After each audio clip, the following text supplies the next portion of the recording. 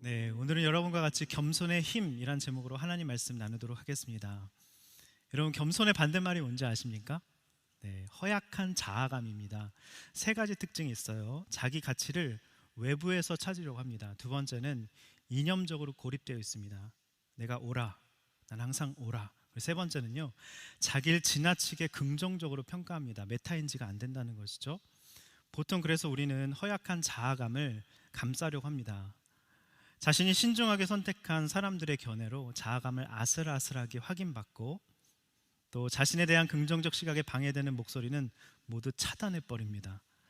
하지만 그럴수록 이내 불안정해지고 불만족스러운 상태에 우리가 빠지게 된다는 것이죠. 자, 이 허약한 자아감의 세 가지 특성의 정반대가 바로 겸손입니다. 첫 번째는 정확한 자기 평가가 이루어집니다. 두 번째는요, 자아를 통제하는 능력이 있습니다. 그리고 다른 사람을 향한 관심이 있다는 것이죠. 여러분, 겸손한 사람은 어떤지 아십니까? 자신의 성과 덕분에 특별한 관심을 받아야 한다거나, 내가 이렇게 했으니까 나는 이런 대접 받아야 돼, 그러지 않습니다. 더 중요한 사람이라고, 내가 저 사람보다 더 중요한 사람이라고 생각하지 않습니다. 겸손이란 나의 강점과 약점을 잘 인지하고 파악하는 것이죠. 그래서 생각해 보니까 겸손은 참 어려운 것 같아요. 쉬우면서도 어렵고 어려우면서도 쉽습니다. 왜냐하면 자기 비난과 자기 자랑의 중간 지점에 있기 때문이에요. 그걸 찾기가 참 어렵습니다. 그죠? 그러니까 의지가 되기도 의지되지도 않으면서, 누군가를 의지하지도 않으면서 자기 주장을 어느 정도, 자기 자랑도 어느 정도 해야 되는 그 어느 중간 지점에 있다는 것이죠. 자, 그리고 겸손한 사람은요, 자신에게만 초점을 맞추기보다는 주변 사람에게 공감할 줄 압니다. 우리가 그런 겸손한 사람을 그토록 좋아하는 이유이기도 하죠. 겸손한 사람은 다른 사람에게 관심이 있다는 것입니다. 사실 겸손은요, 진짜 난이도가 높습니다. 굉장히 겸손은요, 심오한 것입니다. 오늘 본문은요, 종려주일 본문이에요. 종려주일 어떤 날인지 다 아시죠? 예수님이 예루살렘으로 입성하실 때 종려나무 가지를 들고 백성들이 호산나 외쳤습니다. 그리고 엿새 후에 예수님께서는 십자가에 달려 돌아가게 되시죠. 예수님이 예루살렘 입성하신 것을 기념하는 절기가 바로 종려주일인 것입니다. 자, 오늘 본문에는요, 겸손의 왕 예수님이 나오십니다. 우리가 예수님의 모습을 통해서 겸손의 힘을 발견하는 시간이 되기를 원합니다. 자, 첫 번째로 살펴볼게요. 예수님은요, 첫 번째로 말씀을 이루시는 분이십니다. 말씀을 이루셨습니다. 자, 1절 한번 읽어보도록 하겠습니다. 시작.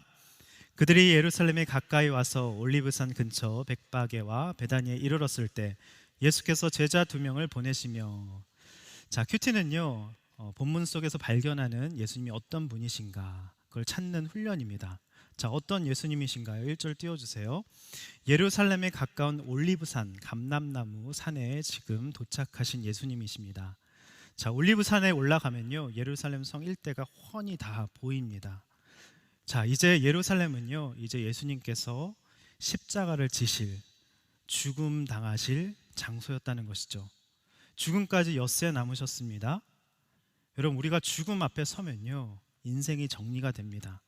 꼭 붙들어야 할 것과 버려야 할 것들을 우리가 갈라지게 된다는 것이죠. 여러분, 생각해 보십시오. 여러분의 죽음이 엿새 남았다. 무엇을 준비하겠습니까? 요즘에 이제 어떤 드라마를 보니까 결혼의 무슨 눈물인가요? 뭐죠? 제목이? 네, 3개월 시한부 인생을 받았잖아요. 그런 이제 드라마도 요즘에 나오고 있는데요. 여러분, 인생이 진짜 엿새 남았다고 생각해 보십시오. 어떠시겠습니까? 자, 꼭 붙들어야 할 것을 붙드는 우리가 돼야 된다는 메시지를 여기서 우리가 받을 수가 있습니다. 자, 2절 한번 읽어보겠습니다. 2절입니다. 시작. 말씀하셨습니다. 저기 보이는 마을로 들어가라. 그곳에 들어가 보면 아직 아무도 탄 적 없는 새끼 나귀 하나가 매어 있을 것이다. 그 나귀를 풀어서 이리로 끌고 와라. 자, 예수님은 예루살렘 입성을 앞두고 두 제자에게 지금 저 마을로 가서 새끼 나귀를 끌고 오라고 명령을 하십니다. 자, 제자들 입장을 한번 생각을 해봤어요. 얼마나 황당했을까요? 그죠? 예수님의 명령은 순종하기가 쉽지 않았습니다. 왜죠? 왜 끌고 오라는지 이유를 설명 안 해주십니다. 항상 하나님 우리에게 순종을 요구하실 때 이유를 설명하지 않고 그냥 순종해. 그럼 알려줄게. 그러시는 것 같아요. 그리고 구체적으로 저 마을로 가라라고 말씀하실 분 어디로 누굴 만나서 내비게이션을 찍고 어디를 찾아가라 말씀하지 않으셨습니다. 일단 순종하고 가봐야 아는 것이죠. 일단 순종해 봐야 길이 보이는 것을 우리가 알 수 있다는 것입니다. 항상 예수님은 우리에게 이런 순종을 원하시는 것 같아요. 순종은 항상 갈 바를 알지 못하고 나아가는 것입니다. 히브리서 11장 8절, 아브라함이 갈 바를 알지 못하고 나아갔다, 순종해서. 여러분, 순종은요 이렇게 나아가면서 깨지고 터지면서 우리의 용량, 하나님의 그 은혜와 어떤 하나님의 축복과 기적을 담는 용량이 키워지는 것이라고 할 수 있습니다. 여러분, 일단 한번 해보십시오. 이렇게 인사하겠습니다. 일단 한번 해보자. 이유를 몰라도 한번 해보자. 그럼 역사가 일어납니다. 일단 가보면요 거기서 역사가 일어나고 그 다음에 행할 방법을 알려주시죠. 주의 말씀은 내 발의 등이요 내 길의 빛이라고 했습니다. 서치라이트가 아니에요. 호롱불입니다. 한 발 내딛어야 또 한 발자국이 보인다는 것이죠. 항상 하나님은 그렇게 우리에게 순종을 원하신다는 것입니다. 자, 3절 한번 보도록 하겠습니다. 3절 시작. 만약 누가 왜 이러느냐 물으면 주께서 필요하시니 쓰고 제자리에 갖다 놓겠다고 하라. 자, 또 한번 살펴볼까요? 어떤 예수님입니까? 띄워주세요. 새끼 나귀를 빌리신 예수님이세요. 빌려와라 말씀하시죠. 쓰고 제자리에 갖다 놓겠다라고 말씀하고 있는 것이죠. 자, 이재용 목사님께서 이 말씀을 이렇게 말씀하셨습니다. 예수님은 하늘과 땅의 모든 것의 주인이시다. 당연한 권리로 주장하실 수 있으셨지만 나귀를 빌리시고 확실하게 제자리에 갖다 놓겠다 하셨다. 여러분 혹시 돈을 빌리셨습니까? 확실하게 갖다 주시기 바랍니다. 네, 예수님은요 평생 빌려서 사셨어요. 생각해 보십시오. 빌린 집에서 사셨습니다. 또 빌린 배를 타셨어요. 빌린 다락방에서 유월절 식사를 하셨습니다. 온 우주 만물을 창조하신 예수님이 그냥 이거 내 거니까 내 마음대로 쓰겠다, 비인격적으로 그러지 않으셨다는 것이죠. 자, 여기서는 또 빌린 나귀를 타셨다는 것이죠. 저는 이 말씀을 묵상하면서 굉장히 은혜를 받았습니다. 아, 내 인생은 내 게 아니구나. 그죠? 빌린 인생이구나. 나의 사는 집도 빌린 것이고, 아, 나의 차도 빌린 것이고, 돈도 직장도 빌린 것이구나. 시간도 빌린 것이구나. 아, 언젠가는 내가 확실하게 제자리에 반납할 때가 내 인생 가운데 찾아오는구나. 이것을 깨달았습니다. 여러분, 우리의 모든 것들은요, 여러분의 인생의 모든 것들은 사실 빌린 것입니다. 내 인생이 빌린 것이라는 부채의식으로 우리가 살아가는 게 믿는 사람의 바른 태도인 것 같습니다. 여러분, 채권의식으로 사십니까? 아니면 부채의식으로 사십니까? 이렇게 다시 한번 인사하겠습니다. 부채의식으로 살자. 다 빌린 것이다. 네, 이런 마음으로 우리가 살면 참 우리 마음 가운데 천국의 평안이 임할 줄 믿습니다. 자, 1절에서 3절까지는요 우리 겸손에 대한 굉장히 중요한 사실을 발견할 수 있습니다. 겸손은 어떤 성품이나 이미지나 또 겸양을 떠는 게 아니라는 사실입니다. 말씀에 대한 철저한 순종이 겸손이라는 사실을 우리가 알 수 있습니다.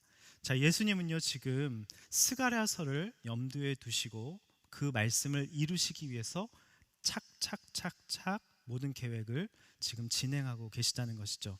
스가랴서 9장 9절을 한번 읽어보도록 하겠습니다. 시작. 시온에 따라 마음껏 기뻐하여라. 예루살렘에 따라 소리쳐라. 보아라, 내 왕이 내게로 오신다. 그는 의로우시며 구원을 베푸시는 분이다. 그는 겸손하셔서 나귀를 타시니 새끼 나귀를 타고 오신다. 예수님은 지금 이 말씀을 염두에 두신 겁니다. 여러분, 생각을 한번 해보십시오. 예수님 자체가 하나님과 근본 본체십니다. 그리고 말씀 그 자체이십니다. 그런데 스가랴 선지자, 인간의 선지자를 통해 하신 말씀을 이루시기 위해서 그 스가랴 9장 9절을 기억하시고 내가 그 말씀을 철저히 순종하겠다 다짐을 하셨다는 것이죠. 저는 요한복음을 참 좋아합니다. 왜냐하면 예수님이 정말 철저히 하나님 말씀에 대한 순종을 하셨다는 본문들이 참 많이 나옵니다. 자, 요한복음 5장 19절 한번 띄워주세요. 개역 개정으로 보겠습니다. 예수님은 창조주셨지만 아무것도 스스로 할 수 없다고 스스로를 제한하셨습니다. 근데 우리는 어떻습니까? 나는 이것도 할 수 있고 저것도 할 수 있고 해야 한다며 우리의 인생을 그렇게 확장시키려고 내 뜻대로 살려고 하지 않습니까? 자, 요한복음 8장 50절 보면 더 충격적인 말씀이 나와요. 나는 내 영광을 구하지 않는다라고 말씀하고 있습니다. 우리는 어떻습니까? 내 칭찬과 인정, 내 영광을 구하기 위해서 우리가 인생을 산다고 해도 과언이 아니지 않습니까? 자, 요한복음 14장 10절은 더 충격적인 말씀이에요. 내가 너희에게 이르는 말은 스스로 하는 것이 아니다. 얼마든지 스스로 말씀하시고 선포하실 수 있었지만 항상 새벽 미명에 하나님과 교제하시고 예수님께서 철저히 들은 말씀을 선포하셨습니다. 스스로 아무것도 하지 않으셨습니다. I'm nothing, 나는 아무것도 아니다 라고 스스로를 족쇄를 채우시고 또 스스로를 제한하시고 정말 피동적인 삶을 사셨다는 것이죠. 요한복음 8장 28절은 또 이렇게 말씀하고 있습니다. 띄워주세요. 내가 스스로 아무것도 하지 않는다. 근데 우리는 어떻습니까? 내가 다 하겠다, 내가 완벽하게 해서 내가 인정받겠다. 완전히 다르죠. 자, 예수님은 자신을 보내신 아버지만을 드러내기를 원하셨습니다. 예루살렘 입성하실 때도 스가랴 말씀을 철저하게 이루기를 원하셨다는 것이죠. 그냥 마음대로 입성하신 게 아닙니다. 저 같았으면 6월절에 주인이 예수님이시잖아요. 그러니까 떵떵거리면서 황금마차 타고 날 봐라 스포트라이트를 받으면서 이렇게 입성하실 것 같았는데 예수님은 전혀 그러지 않고 그것을 말씀을 이루시는 사건으로 철저히 순종하셨다는 것이죠. 여러분, 우리 인생의 목적이 무엇인지 아십니까? 네, 내 뜻대로, 내 영광, 그리고 내 스스로 모든 일을 잘하는 자율성 아닙니다. 그냥 아버지 말씀을 내 삶에서 스가랴 9장 9절을 이루신 예수님처럼 아버지 말씀대로 내 삶을 살아내고 그것을 이루는 모습을 순원들에게 보여주고 가족들에게 보여주는 것이 우리 인생의 목적이라는 사실을 우리는 여기서 발견할 수 있습니다.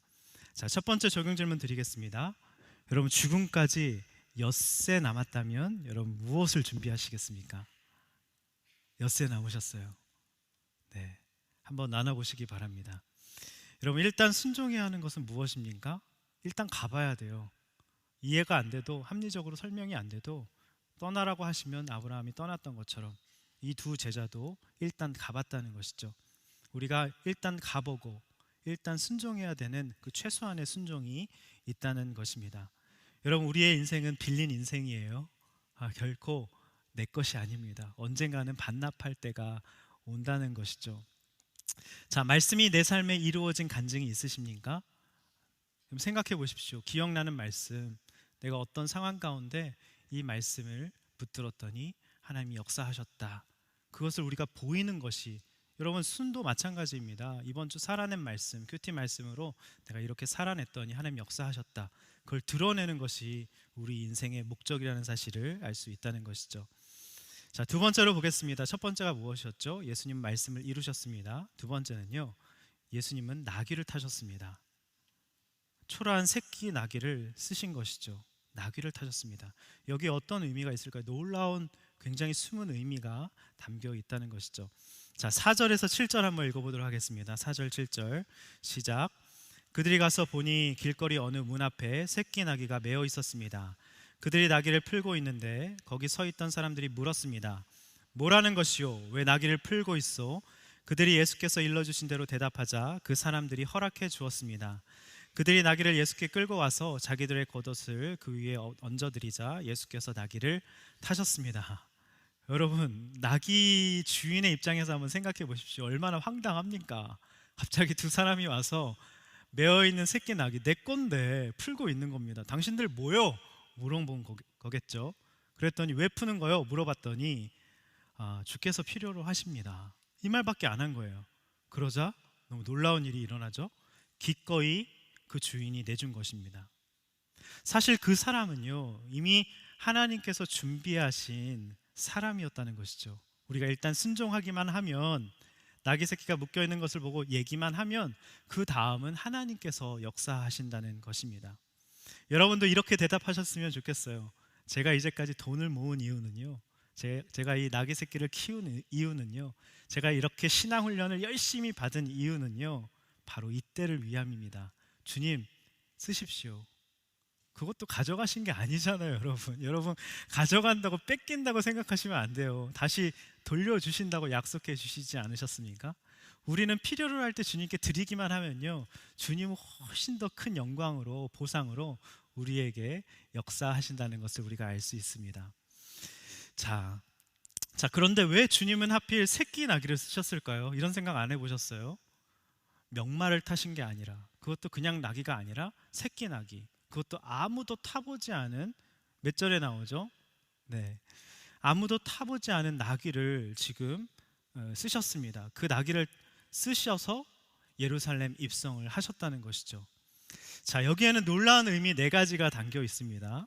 첫 번째는요, 주님은요, 새 것, 처음 것, 가장 소중한 것을 쓰신다는 것입니다. 화려하지 않았어요. 나귀 새끼가 초라하죠. 저마다 그렇지만 우리가 아끼는 가장 소중한 것이 있습니다. 우리는 우리의 가장 소중한 것, 새 것, 처음 것을 주님께 쓰십시오 드리면 주님은 그것을 쓰셔서 주님을 알리는 큰 일에, 나귀 새끼를 타고 입성하시는 그 놀라운 일에 사용하신다는 것이죠. 그죠? 여러분의 처음 것, 새 것, 소중한 것이 무엇입니까? 그걸 드리면 주님께서, 여러분, 많은 사람들의 이름이 성경에 오르지는 않았습니다. 근데 나귀 새끼는 올랐어요. 그죠? 여러분, 우리가 그렇게 드리면 우리의 이름이 초라해도 우리의 이름을 성경에 기록해 주신다는 놀라운 뜻이 여기 담겨 있는 것이죠. 자, 두 번째 살펴보겠습니다. 왜 나귀 새끼를 쓰셨을까? 두 번째, 길들여지지 않았기 때문입니다. 자, 2절을 보십시오. 아까 읽었죠. 2절에 보시면 뭐라고 나와 있습니까? 한번 띄워주실 수 있으면 띄워주세요. 아직 아무도 탄 적이 없는 새끼 나귀라고 말씀하고 있습니다. 그러니까 아무도 타지 않았기 때문에 길들여지지 않았습니다. 안장도 없었을 거예요. 그러니까 예수님은요, 길들여져님, 닳고 다른 베테랑 전문가, 그런 사람들을 사용하시기보다는 그냥 아무도 타지 않은 그 거친 것, 투박한 것을 쓰셨다는 것을 우리가 여기서 발견할 수 있습니다. 예수님이 제자들을 뽑는 거 보면 어떤 사람 뽑으셨습니까? 다 된 사람, 베테랑 전문가들 뽑으셨습니까? 아니었죠. 여러분, 교회는요, 연약한 자들을 통해서 하나님은 일하십니다. 주님은 거친, 길들여지지 않은 나귀, 그것도 새끼 나귀, 아무도 타보지 않은 투박한 그 새끼 나귀를 통해서, 그런 우리의 존재들을 통해서 일하시는 분이라는 것을 알 수 있습니다. 이렇게 한번 인사하겠습니다. 거칠어도 괜찮습니다. 투박해도 괜찮습니다. 전문가, 베테랑 쓰지 않으세요. 거칠어도, 우리가 다 거친 인생 아닙니까? 때로는 또 예수님 태우기 싫어서 막 이렇게 잉 그러기도 하고, 그래도 다 아시고 쓰신다는 것이죠. 자, 세 번째 특징이에요. 매어 있었습니다. 4절 한번 볼게요. 띄워주세요. 4절 보시면 매어 있었습니다. 어느 문 앞에, 그죠? 매어 있었다고 말씀하고 있어요. 여러분, 새끼 나귀에 여러분을 대입하셔서 지금 묵상하고 있는 것입니다. 여러분, 우리는 자신의 환경에 매여서 순종하는 사람을 하나님께서 쓰신다는 것입니다. 우리도 우리 삶에 잘 매여 있어야 된다는 것이죠. 매여 있는 것이 주님이 쓰시는 조건이라는 것입니다. 매여 있는 게 답답하죠. 뛰쳐나가고 싶죠. 왜 나를 이 주인에게 매여 있어서 내 마음대로 못 살게 하시는가? 이렇게 할 수도 있지만, 내 삶에 잘 묶여 있는 것이 평범을 넘어서는 비범이라는 것이죠. 이렇게 한 번 더 인사하겠습니다. 잘 매어 있으십시다. 네, 말이 꼬였네요. 직장에 잘 매어 있으십시다. 순에 잘 매어 있으십시다. 매어 있는, 관계와 질서에 우리가 매어 있는 사람을 쓰세요. 그러면 주님이 풀어서 언젠가는 쓰신다는 것이죠. 만약에 매어 있지 않고 내 마음대로 살 거야, 나귀 새끼가 주인을 떠났어요. 그러면 쓰임 받지 못합니다. 자, 네 번째 특징, 아무도 탄 적이 없었습니다. 아무도 탄 적이 없었어요. 2절에 보면 아무도 타지 않았다 이렇게 표현하고 있습니다. 그렇죠. 너무 작고 미약하고 볼품없고 너무 초라한 나귀 새끼잖아요. 아무도 눈여겨보지 않았습니다. 별로 필요 가치가 없었어요. 작고. 근데 아무도 주목하지 않은 사람, 아무도 기대하지 않았던 볼품없는 사람이지만 주님은 그런 사람을 알아보시고 쓰신다는 것을 우리가 여기서 알 수 있습니다. 장모님이 저희 아내가 첫 임신을 했을 때 이 본문으로 사실 큐티를 했었어요. 그때 이제 태중에 이제 아기가 가진 걸 알고 이 본문을 큐티한 장모님이 아이 이름을 이나귀라고 지라고 하시더라고요. 충격적이었습니다. 이름이라도 겸손해야 된다. 그래서 제가 그건 안 됩니다. 딸인데 그래서 타협을 받습니다. 그래서 그때 이름을 이상기로 줬습니다. 왜냐하면 6.25 날 태어나서 상기하자 6.25. 민족의 아픔을 기억하고 부모님의 은혜를 기억하고 성도들의 은혜를 기억하고 여자 이름 이상기. 근데 그건 제가 아멘으로 받았습니다. 왜냐하면 이유가 있어요. 물어볼 거 아니에요. 너 여자 이름인데 왜 이상기야? 그러면 구구절절 설명하면서 전도하라고. 근데 이제까지 첫째가 전도하는 걸 한 번도 못 봤습니다. 네, 어쨌든 여러분 큐티하면서도 이렇게 태명도 또 이름도 짓는 여러분 되셨으면 좋겠습니다. 여러분 주님께서 쓰시고자 하시면요, 새끼 나고 볼품없는 새끼 나게도 반드시 쓰시고 귀한 것이 됩니다. 예수님이 타셨잖아요. 우리의 초라한 인생에 예수님이 타신 거잖아요. 저는 이거 생각하면서 너무 감사가 됐어요. 제 인생을 생각하면서 나의 볼품없고 초라한 그 바닥 정말 체험을 했을 때 주님이 나를 살려주시고 너를 쓰겠다. 그래서 나의 환경을 풀어주신 주님의 은혜를 생각하면서 아까 말씀을 준비하면서 또 눈물이 흘렀습니다. 여러분 인생이 혹시 볼품없고 초라해 보이십니까? 괜찮습니다. 매여 계십니까? 환경이 어쩔 수 없이 부모님을 돌봐야 하고 또 직장에 어쩔 수 돈을 벌기 위해서 매여 계십니까? 하나님 여러분을 쓰신다는 것이죠. 귀하게 쓰십니다. 이렇게 인사하겠습니다. 하나님은 당신을 귀하게 쓰십니다. 네, 두 번째 적용 질문 드리겠습니다. 나는 주께 쓰임 받는 새끼 나귀인가? 네 가지 말씀드렸죠. 새 것, 처음 것, 가장 소중한 것을 여러분 드리셔야 됩니다. 길들여지지 않아도 투박해도 괜찮습니다. 그런 사람을 쓰신다는 것이죠. 전문가, 베테랑 쓰시는 게 아니라 연약한 자 쓰십니다. 세 번째, 여러분의 환경에 잘 매여 있을 때 그것이 평범 속의 비범인 것이죠. 매여 있을 때 쓰신다는 것입니다. 네 번째, 아무도 탄 적이 없는 볼품없는 모습이지만 우리가 주님께 우리의 삶을 내어드리면 우리를 귀한 예수님을 태운 인생으로 성경에 기록해 주신다는 것입니다. 자, 세 번째 보겠습니다. 첫 번째는 말씀을 이루셨고요, 예수님이. 두 번째는 나귀를 타셨습니다. 세 번째는 따라해 보실까요? 영광에 초연하셨습니다. 영광에 초연하셨습니다. 자, 8절에서 10절 한번 다 같이 읽어보겠습니다. 시작. 많은 사람들이 길 위에 겉옷을 깔아드렸고 또 어떤 사람들은 들에서 나뭇가지를 꺾고 와 길에 깔기도 했습니다. 앞서가는 사람들과 뒤따라가는 사람들이 외쳤습니다. 호산나 복이 있으리로다. 주의 이름으로 오시는 분이여 복이 있도다. 다가오는 우리 조상 다윗의 나라여 지극히 높은 곳에서 호산나. 아멘. 자, 드디어 예수님이 예루살렘에 입성하는 장면입니다. 그런데 높은 깃발도 없고 명마도 아니고 큰 나팔도 불지도 않고 군사들의 호위도 없고 그냥 새끼 나귀를 그냥 홀로 타시고 어떻게 보면 되게 초라하게 우스꽝스럽게 두벅두벅두벅 이렇게 입성하셨다는 것이죠. 그때 사람들이 무엇라고 외쳤습니까? 10절에 보니까 호산나 복이 있으리로다. 주의 이름으로 오시는 분이여. 여러분 호산나 기억하십시오. 이것은 무슨 뜻이냐면 나를 구원해 주시옵소서 이런 외침입니다. 그런데 사람들의 이 외침은요 사실 예수님이 의도한 것과는 완전히 다른 어떤 맥락이었습니다. 그들은 유대민족은 로마 식민지에 처해 있었습니다. 사실 로마 제국으로부터 정치적으로 해방시켜줄 정치적 메시아, 강한 메시아, 군사적 메시아를 바랬던 것이죠. 그래서 호산나를 외쳤던 것입니다. 그래서 예수님이 일부러 나는 그런 존재가 아니다, 정치적 메시아가 아니다, 그래서 나귀를 타신 것입니다.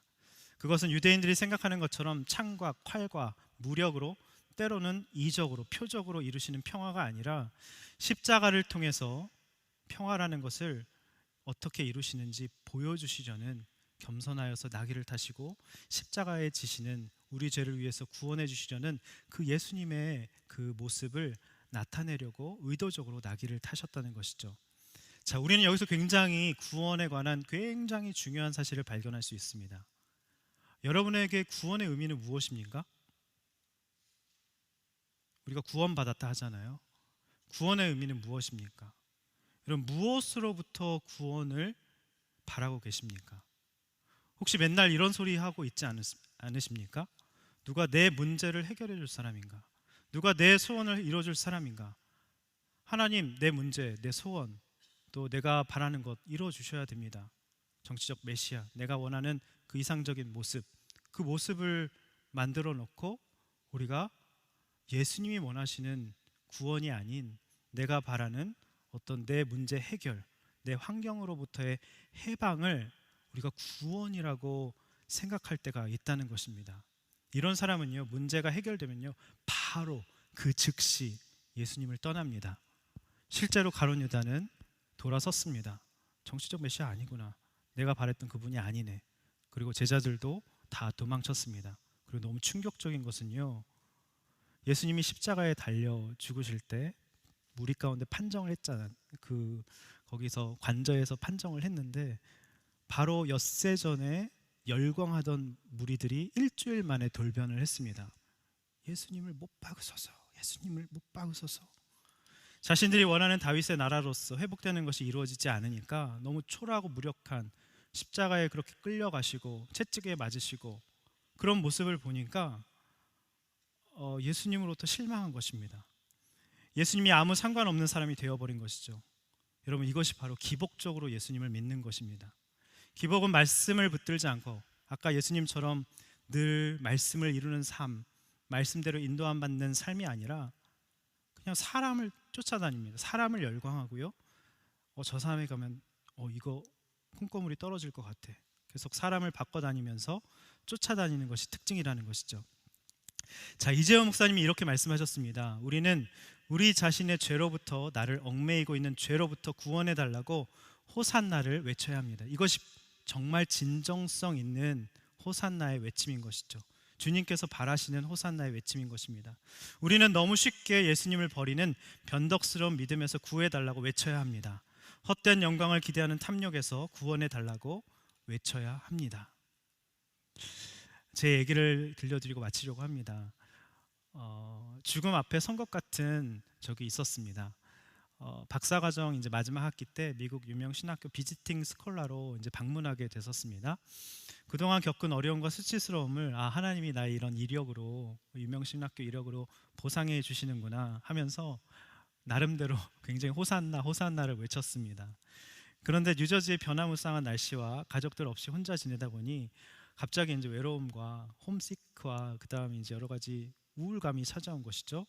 그러다 며칠 밤을 이제 못 잔 겁니다. 불면증에 시달렸습니다. 이제 카운셀러에게 SOS를 쳤고 구급차가 와서 실려갔습니다. 그리고 며칠 지나서 눈을 떠보니 병원이었어요. 굉장히 힘들었습니다. 말은 안 통하고 여기가 어딘지도 모르겠고 도움을 요청할 때도 없고 밖으로 나갈 수도 없었어요. 낯선 땅에서 이방인이 되어서 이렇게 내 인생이 끝나는구나. 절망도 사치였습니다. 이러다가 나 끝나는구나, 죽는구나. 죽음 앞에 선 것 같으니까 아까 얘기한 것처럼 꼭 붙들어야 할 것과 버려야 할 것들이 이렇게 가려지더라고요. 진짜 붙들어야 할 것은 예수 이름밖에 없더라고요. 내 인생이 내 것이 아니라는 것을 알게 됐습니다. 가족도 빌린 것이구나. 가족을 못 볼 수도 있고, 이러다가 사실 공부한 것도 박사도 빌린 것이고, 내 건강조차도 빌린 것이구나. 이렇게 며칠 밤을 제가 자고 싶어도 잠이 안 와서 불면증에 시달리니까 건강도 주시고 사랑하시는 자에게 잠을 주신다고 하셨는데 잠도 주님이 주시는 것이구나 깨달아졌습니다. 그리고 나의 인정과 칭찬, 명예도 빌린 것이구나. 하나님이 갑자기 이 사건을 통해서 반납하라고 하신 겁니다. 그 전까지는 부채의식으로 살진 않았습니다. 채권자처럼 살았어요. 하나님은 나의 야망을 이뤄주실 분, 그죠? 내가 열심히 교회 섬기고 봉사하고 했으니까 반드시 이것에 대해서 보상해 주실 분으로 여기면서 하나님께 진짜 채권자처럼 왜 안 주시냐고 삿대질을 했습니다. 내 답답한 상황을 해결해 주셔야 하는 분으로, 잘못된 구원자로 제가 여겼던 것이죠. 목회자로 열광하는 무리처럼 주의 일에 열심을 냈습니다. 목회도 굉장히 제가 열심히 했습니다. 탈진이 될 정도로 인정도 받았습니다. 그런데 오늘 말씀에 나온 완전히 무리였어요. 완전 무리. 사람의 열광을 쫓아다녔고 인정을 쫓아다녔고 학위와 성공을 인정을 쫓아다녔습니다. 완전히 기복이었죠.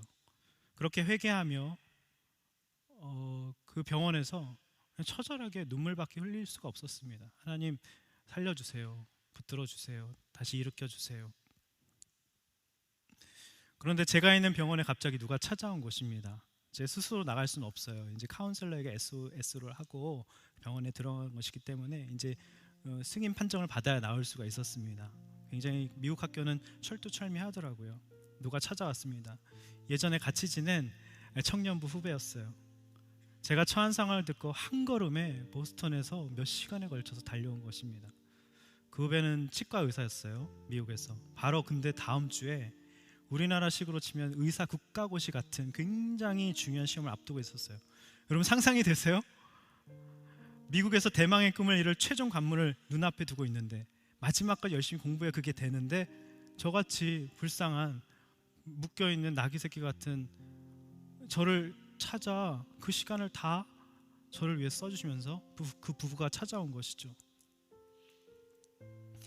여기에 왜 이렇게 왔냐고, 와도 되냐고 물었더니 후배가 뭐라고 한지 아십니까? 저는 급한 일보다 중요한 일을 하라고 배웠다고.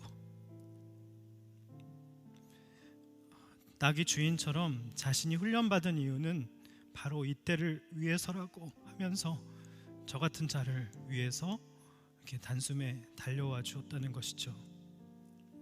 며칠을 머물면서 저의 어려운 상황을 도와줘 리서치하다가 너무 외로움에 불면증에 이렇게 병원에 가 있는데 후배가 와서 영어 다 해주고 도와준 것이죠. 저는 그렇게 영원히 그 미국에 갇혀 있을 줄 알았어요. 그렇게 시험 보고 계속 와서 저를 섬겨주면서 매여있던 저를 풀어주었습니다. 놀라운 건 그 두 사람이 제게 처음 왔던 날 큐티 말씀 본문이 바로 이 본문입니다. 그래서 저는 이 말씀을 잊을 수가 없어요. 그때가 딱 고난주간이었어요. 이맘때였습니다. 미국에서. 이맘때가 되면 늘 생각이 납니다. 이 사건 이후로 뭐 여러 가지 고난이 많았어요. 하나님 저를 꼬꾸라뜨리시려고 뭐 가정에 어려운 여러 가지 사연도 있었고 진로가 막히고 또 둘째가 뇌전증으로 쓰러지고 하나님 나의 교만함을 꺾으시기 위해서 계속해서 이제 찾아오셨거든요. 근데 이제 막판에 하나님이 제대로 찾아오신 것이죠. 저를 완전히 바꿔 놓으셨습니다. 완전히 꼬꾸라졌고요. 힘이 완전히 빠졌습니다. 힘이 빠지니까 힘이 생기더라고요. 아내에게 늘 이렇게 말합니다. 오늘도 아침에 이렇게 얘기했어요. 하나님이 그때 내 심장을 교체해 주셨어. 사도 바울이 빌립보 성도들을 향해서 너희 무리를 그리스도의 심장으로 사랑한다고 했는데 이제까지 내 심장으로 살았다면 이제 주님 그리스도의 심장으로 살게 해주시옵소서 기도했습니다. 여러분 이것이 바로 말씀을 이루는 그 말씀을 이렇게 살아내고 적용하는 것이구나, 하나님께 영광 돌리는 삶인 것입니다. 여러분 이제부터 나귀 새끼 본문 나오면 저를 기억해 주십시오. 짜잔. 자, 이제는 내 삶에서 말씀을 이루시는 분만 높이게 됐습니다. 그게 제 인생의 목적이 됐습니다. 그리고 이렇게 쓰임받고 있습니다. 이렇게 다시 고치셔서 쓰임받을 것이라고는 전혀 생각을 못했습니다. 왜냐하면 저는 제 인생이 거기서 끝난 줄 알았습니다. 그런데 그 고난의 환경에 잘 매여 있다 보니 그 고난 속에서 만난 하나님을 이렇게 증거하게 됐습니다. 여러분 인생이 나귀 새끼처럼 쓸모없어 보이고 내 인생 끝난 것 같고 초라하고 보잘것없고 아무도 나를 돌아보는 사람이 없는 것처럼 여겨지십니까? 그리고 내가 언제 풀릴까? 환경에 여러 가지 인간관계에 매여 계십니까? 그러니까 쓰시는 겁니다. 그러니까 쓰시는 거예요. 여러분의 인생을 오늘 주님께 내어놓으십시오. 여러분의 환경을 주님께서 풀어주시고 예수님을 태우는 그 엄청난 존귀한 새끼 나귀로 여러분의 인생을 귀하게 사용하신다고 오늘 말씀하십니다. 말씀을 맺겠습니다. 첫 번째는 겸손의 힘은 예수님 말씀을 이루신 분이십니다. 두 번째는 나귀를 타셨고요. 누구든지 주님께 내어놓으면 쓰임 못 받을 사람이 없습니다. 나귀 새끼를 쓰셨죠. 세 번째, 우리 예수님은 열광에 초연하셨습니다. 우리 시간 이 찬양 고백할 때 하나님 나의 인생을 사용하여 주시옵소서. 나도 예수님처럼 말씀을 이루는 삶을 살기 원합니다. 모든 열광에 초연하여서 하나님 그렇게 주님께 쓰임받는 인생 될 수 있도록 인도하여 주시옵소서. 이 찬양 고백하겠습니다. 당신은 영광의 왕, 당신은 영광의 왕, 당신은 평강의 왕, 당신은 하늘과 땅의 주, 당신은 정의의 아들, 천사가 무릎 꿇고 예배하고 찬송하네. 영원한 생명 말씀, 당신은 예수 그리스도. 호산나 다윗의 자손께, 호산나 다윗의 자손께, 호산나 불러 왕 중에 호산나 불러 왕 높은 하늘의 영광을, 높은 하늘의 영광. 예수 주 메시아네. 예수 주 메시아. 다시 한번 고백하겠습니다. 당신은 영광의 왕, 당신은 영광의 왕, 당신은 평강의 왕,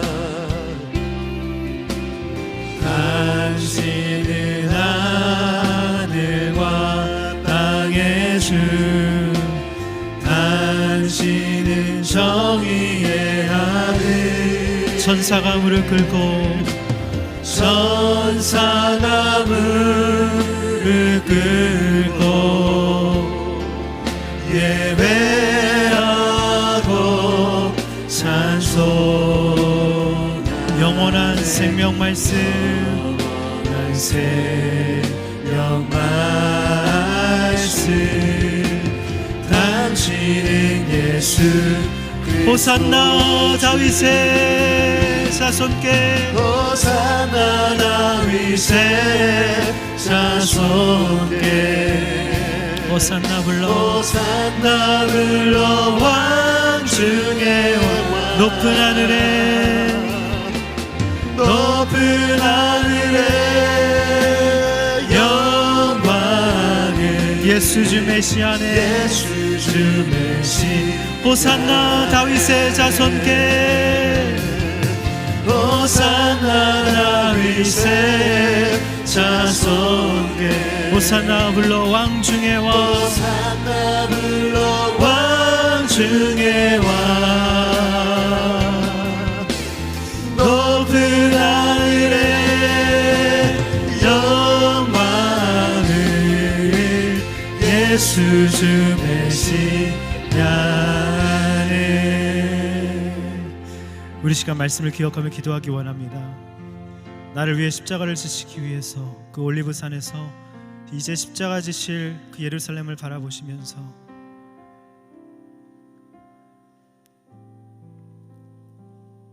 피와 모든 피와 물을 흘리시며 십자가에서 나를 위해서 아낌없이 내어주시려고 이제 결단하시고 다짐하신 예수 그리스도의 사랑을 우리가 기억해 보길 원합니다. 하나님, 우리도 죽음 앞에 서면 우리의 인생이 정리할 때가 옵니다. 꼭 붙들어야 할 것과 버려야 할 것들이 갈라진다고 하셨는데, 하나님, 우리가 꼭 붙들어야 할 것들을 붙드는 인생 될 수 있도록 인도하여 주시옵소서. 하나님, 두 제자들처럼 하나님께서 원하시는 그 순종을 하길 원합니다. 갈 바를 알지 못하고 나아간 아브라함처럼 하나님 일단 가보길 원합니다. 일단 순종하는 그런 순종의 인생 될 수 있도록 인도하여 주시옵소서. 하나님, 우리의 인생은 내 것이 아니라고 했습니다. 다 빌린 것이라고 하셨습니다. 우리의 건강도, 우리의 집도, 우리의 직장도, 우리의 모든 관계도 잠시 빌린 것인데, 하나님, 내가 채권자의 그 교만하고 완악한 모습이 아니라 부채의식으로 사는 인생 될 수 있도록 주님 인도하여 주시옵소서. 예수님처럼 마지막까지 스가랴 9장 9절을 통해서 말씀을 이루시는, 정말 아버지만 높이는 인생을 사셨던 것처럼 우리의 인생의 목적이 아버지 말씀을 내 삶에서 이루는 것이 될 수 있도록 인도하여 주시옵소서. 아무것도 나 스스로 하지 않고, 하나님, 내 영광을 구하지 않고, 하나님, 정말 오직 아버지의 영광을 높이며 말씀을 이루는 삶이 우리의 인생의 목적이 될 수 있도록 인도하여 주시옵소서. 다 같이 주여 한번 부르고 기도하겠습니다. 주여. 하나님, 올리브산에서 예루살렘을 내려다보시며 우리를 위해서 십자가에서 물과 피를 흘리시며, 하나님, 우리를 구원하시기 위해서 하나님, 그 마지막 결혼하는 의지로 하나님 다짐하며 기도하며 이제 겸손의 왕으로, 하나님, 정말 십자가 지는 새끼나귀를 탄 겸손의 왕으로 이 땅에 오시기를 작정하시는 주님, 하나님, 우리도 죽음 앞에 서는 우리가 붙들어야 할 것과 버려야 할 것들이 갈라진다고 하셨는데, 하나님, 반드시 붙들어야 될 것들을 붙드는 인생 될 수 있도록 주님 인도하여 주시옵소서. 우리의 인생 가운데 하나님 순종하는 인생 되게 하여 주시고, 일단 하나님 가보기를 원합니다. 일단 순종하는 인생 될 수 있도록 인도하여 주시옵소서. 하나님, 깨지고 터지면서 하나님 우리의 순종의 역량을 하나님 키워가는 인생 될 수 있도록 주님 인도하여 주시옵소서. 우리의 인생이 내 것이 아니라고 하셨습니다. 빌린 것이라고 하셨습니다. 하나님, 우리의 집도, 차도, 직장도, 시간도 빌린 것이라고 하셨습니다. 언젠간 반납할 때가 온다 하셨습니다.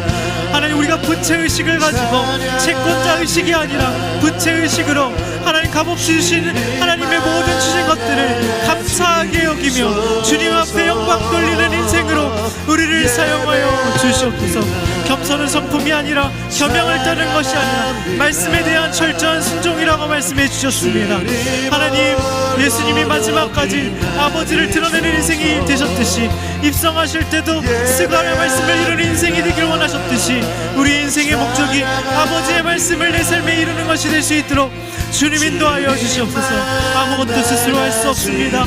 내 영광을 구하지 않겠습니다. 하나님, 스스로 이루는 말을 하는 것이 아니라 내 스스로 아무것도 하지 않겠다는 결단을 하며 나가는 인생 될 수 있도록 주님 인도하여 주시옵소서. 말씀이 내 삶에 이루어지는 간증으로 주님 앞에 나아갈 수 있도록 주님 인도하여 주시옵소서. 우리 시간 또한 말씀을 기억하며 기도하기 원합니다.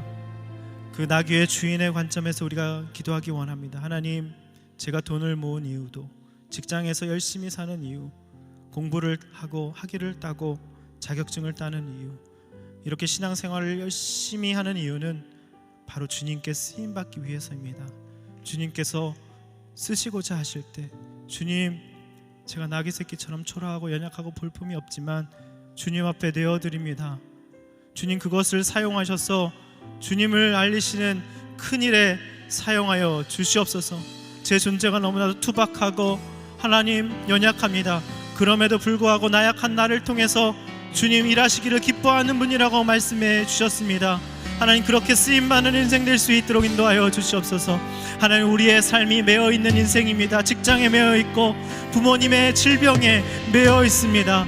하나님 아버지, 그 삶에서도 답답하지만 평범하게 내 삶에 잘 묶여 있을 때 하나님 주님께서 풀어주시고 회복시켜주시고 쓰실 줄 믿습니다. 볼품없는 나를 통하여서 주님 놀라운 일을 이루어 주시옵소서. 우리의 삶을 주님 앞에 올려드리며 주여 한번 부르고 기도하겠습니다. 주여,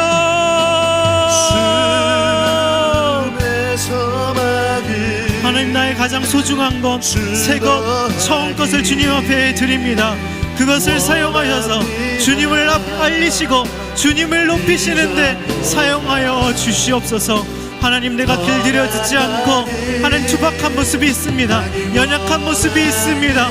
하나님, 그런 나약한 나를 통하여서 일하시기를 기뻐하시는 주님, 나의 삶을 주님 앞에 올려드리려니 주님 놀랍게 사용하여 주시옵소서. 나에게 주어진 성경에 우리가 잘 배우게 하여 주시옵소서. 하나님, 답답하지만 평범하게 내 삶에 잘 묶여있을 때 평범을 넘어서는 비범으로 하나님 주님께서 우리의 매어있는 상황을 풀어주실 줄 믿습니다. 아무도 주목하지 않고 아무도 기대하지 않는 볼품없는 사람인 나 같은 사람을 사용하기 원하신다는 것을 하나님 우리가 감사함으로 받아낼 수 있도록 주님 인도하여 주시옵소서. 하나님, 주님께 내어놓으면 하나님 모든 초라한 것과 연약한 것이 하나님 귀하고 소중한 것이 된다고 하셨습니다. 하나님, 우리 사랑하는 모든 청년들의 인생을 귀하고 놀랍게 아름답게 사용하여 주시옵소서. 아무도 탄 적이 없는 내 소중한 인생을 주님 앞에 올려드립니다. 하나님, 내 인생에 올라타 주시고 하나님 아름답게 사용하여 주시고 주님이 쓰시는 인생 될 수 있도록 주님 인도하여 주시옵소서. 주님께 드려드리면 어떤 것도 하나님 초라한 것도 볼품없도 주님께서 사용하신다고 말씀해 주셨습니다. 하나님, 그렇게 사용되는 인생 될 수 있도록 주님 인도하여 주시옵소서. 하나님, 우리를 붙들어 주시옵소서. 우리를 변화시켜 주시옵소서. 우리를 주님이 귀히 쓰시는 하나님의 아름다운 그릇으로 하나님이 쓰시는 하나님 그 나귀 새끼로 주님을 사용하여 주시옵소서. 하나님을 사랑하고 하나님 온전히 붙들며 하나님께만 의지하는 하나님 그런 인생 될 수 있도록 주님 인도하여 주시옵소서. 내가 원하는 주님, 한 가지 하나님, 주님의 기쁨이 되는 것. 우리 시간 마지막으로 말씀을 기억하며 회개 기도하기 원합니다. 하나님, 내가 열광하는 무리들처럼 구원의 의미와 하나님 무엇으로부터의 구원을 바라고 있는지 오늘 다시 한번 나의 마음을 돌아보게 되었습니다. 내 문제를 해결해 줄 사람을 바랬고 내 소원을 이뤄줄 사람을 바랬습니다. 언제 내 기도를 들어주시는가 열광하며 기도했지만 내 기대가 내 모든 상황이 바뀌지 않으니 낙담하고 냉소적으로 주님을 원망한 인생입니다. 한순간에 일주일 만에 돌변하여서 십자가에 못 박으라, 십자가에 못 박으라. 바로 내가 주님의 십자가에 못 박은 장본인입니다. 내가 이제 기복적으로 믿지 않기를 원합니다. 사람에게 열광하며 사람 바꿔 다니면서 쫓아다니는 인생 되지 않을 수 있도록 주님 인도하여 주시옵소서. 오늘 이재훈 목사님께서 말씀하신 것처럼 하나님, 나를 얽매이고 있는 죄로부터 구원해 주시옵소서. 그렇게 호산나를 외치는 인생 되게 하여 주시옵소서. 우리를 변덕스러운 믿음에서 구원하여 주시옵소서. 헛된 영광을 기대하는 탐욕에서 우리를 구원하여 주시옵소서. 다 같이 주여 한번 부르고 기도하겠습니다. 주여. 주님, 예수는 그리스도이십니다. 나를 구원하실 자이십니다. 나를 모든 얽매이는 쉬운 모든 죄로부터 하나님 구원하실 자이십니다. 하나님, 우리가 기복적으로 믿지 않게 하여 주시옵소서. 하나님, 변덕스러운 믿음에서 구원하여 주시옵소서. 헛된 영광을 기대하는 탐욕에서 구원하여 주시옵소서. 하나님, 우리를 불쌍히 여겨 주시옵소서. 내가 바른 하나님 바른 예수 그리스도를 믿게 하여 주시옵소서. 나를 위해서 십자가를 지시고 하나님 모든 죄에서 구원할 자, 구원자이신 예수 그리스도를 위해 나의 모든 죄를 내려놓고 얽매이기 쉬운 것과 허물과 하나님 모든 쾌락과 중독과 하나님의 섬기는 모든 헛된 바람과 야망을 내려놓고 하나님 오전히 주님만을 섬기며 주님만의 이름을 높이며 하나님의 말씀만을 자랑하는 인생이 될 수 있도록 주님 인도하여 주시옵소서. 주님 하나님의 영으로